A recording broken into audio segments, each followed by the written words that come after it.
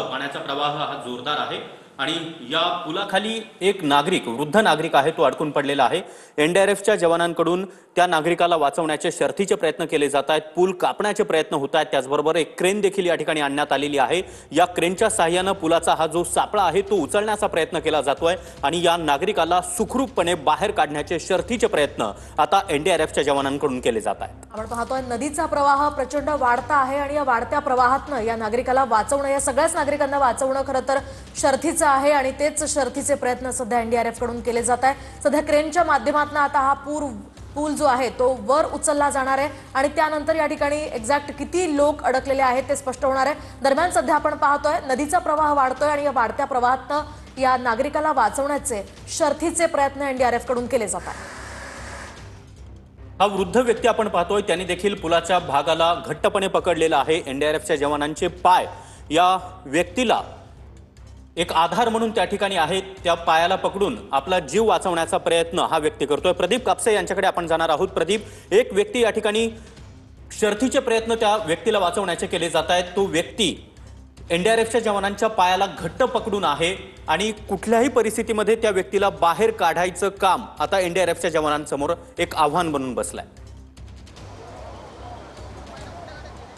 सागर अगदी बरोबर आहे। खरं तर एनडीआरएफची टीम जी आहे ते सर्वतोपरी प्रयत्न करताना आपल्याला पाहायला मिळते। आपण पाहतोय की याच ठिकाणी ही एनडीआरएफचे जवान जे आहेत आपल्याला पाहायला मिळत आहेत आणि जो पाण्याचा प्रवाह वरून आपण पाहतोय की ज्या मळ्यावरून पाण्याचा प्रवाह खालच्या बाजूला आहे, आपण पाहतोय की एनडीआरएफचे जवान असतील त्याचबरोबर बघ्यांची गर्दी आहे। मात्र सगळ्यात महत्त्वाचं म्हणजे जो व्यक्ती पाण्याच्या प्रवाहामध्ये अडकलेला आहे त्याला बाहेर काढण्याचे शर्थीचे प्रयत्न जे आहेत ते सध्या केले जात आहेत। एनडीआरएफच्या जवानाच्या पायाला धरून तो व्यक्ती जो आहे तो आपल्याला खरं तर पाण्यामध्ये पाहायला मिळतो। समोरच्या बाजूला आपण पाहतोय की त्या व्यक्तीला बाहेर काढण्याचे प्रयत्न जे आहेत ते सध्या केले जात आहेत, कारण या ठिकाणी पाण्याचा प्रवाह जो आहे तो मोठ्या प्रमाणावरती आहे। वरून इंद्रायणी नदीचं येणारं पाणी जे आहे ते मोठ्या प्रवाहानं जे आहे ते नदीमध्ये जाताना पाहायला मिळते आणि सध्या आपण पाहतोय की एनडीआरएफचे जवान जे आहेत ते सध्या या ठिकाणी वाचवण्याचे शर्थीचे प्रयत्न जे आहेत ते करताना पाहायला मिळतात। दुसऱ्या बाजूला आपण पाहतोय की पलीकडच्या बाजूला गर्दी आहे ती सुद्धा मोठ्या प्रमाणावरती पोलीस प्रशासनाकडून आवाहन केलं जातंय की या ठिकाणी एनडीआरएफचे जे जवान रेस्क्यू करतायत त्या ठिकाणी मोठा अडथळा जो आहे तो निर्माण होतोय आणि सध्या आपण पाहतोय की त्या व्यक्तीला जे आहे ते बाहेर काढण्याचे प्रयत्न केले जात आहेत।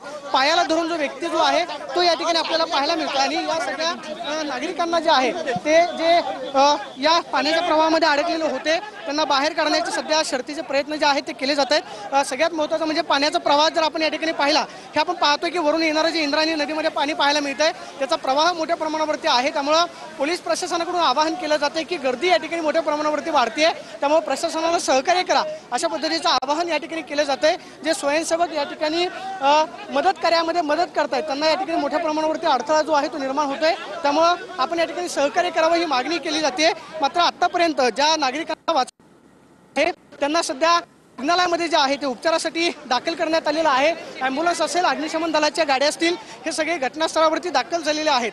स्वयंसेवक